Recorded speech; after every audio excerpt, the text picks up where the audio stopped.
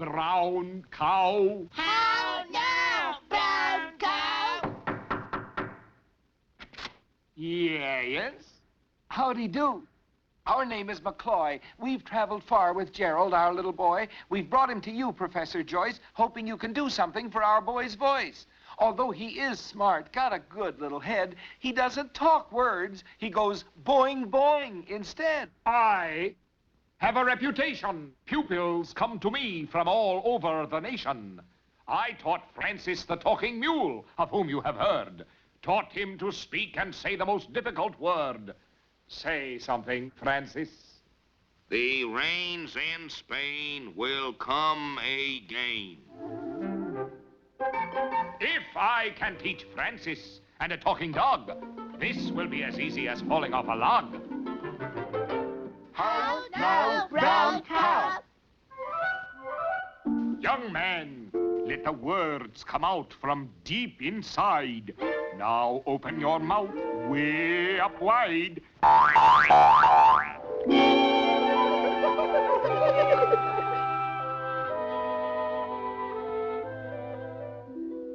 Why didn't you tell me? The professor said.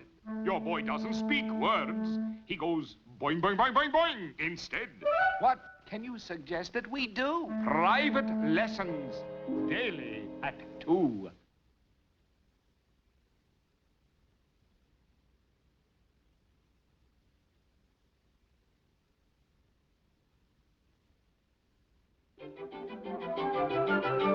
For weeks you have mouthed the words to perfection. Now we'll say them aloud, but watch your inflection. The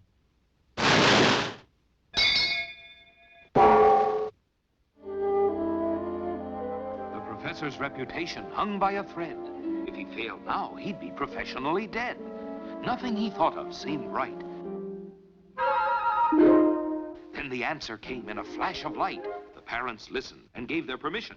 The shocking news broke in the late edition. The world's top speech specialists gave a whoop, dropped their research, and came in a group.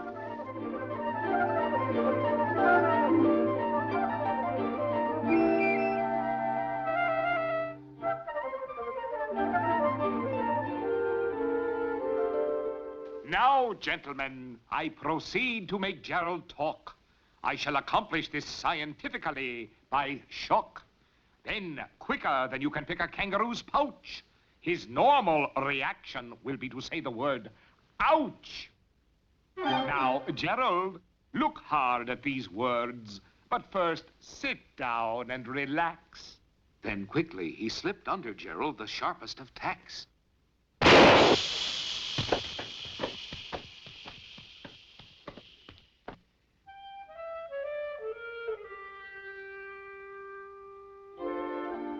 The speech specialists were disgusted, wouldn't listen at all.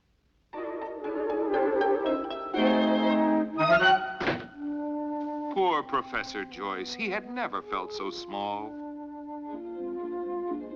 So Gerald's parents were resigned to their sad fate. Their boy would never be able to communicate. Though his parents were completely resigned, Gerald couldn't wipe the pathetic prof out of his mind. It was he who had caused the professor's downfall. Could he cheer him up with a friendly phone call?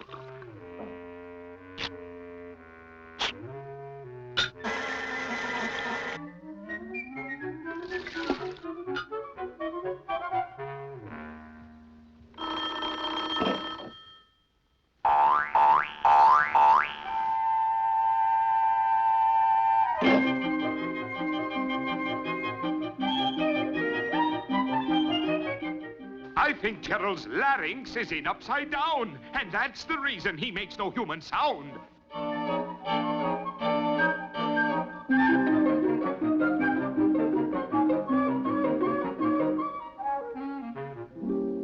This strange contraption scrambles every overseas call till you've no conception of what it means at all. But when played back in reverse, incredibly, whatever was said comes out quite legibly.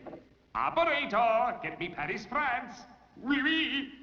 I know this will work. You wait and see. Paris, get me Gerald McCloy, USA. Gerald, it's for you. What do you say?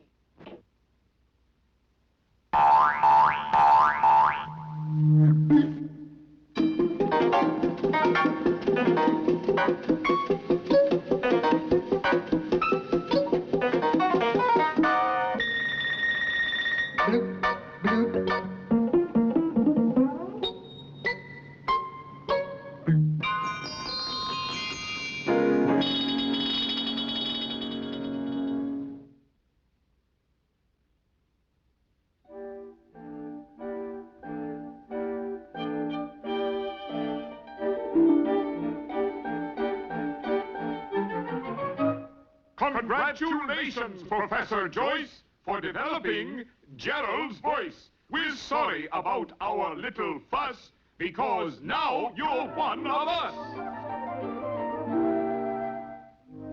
Now the McCloys are all happy in their home, for they can converse with their son by phone. They are grateful for the marvels of science, namely the phone company's unscrambling appliance. Their little boy no longer just goes...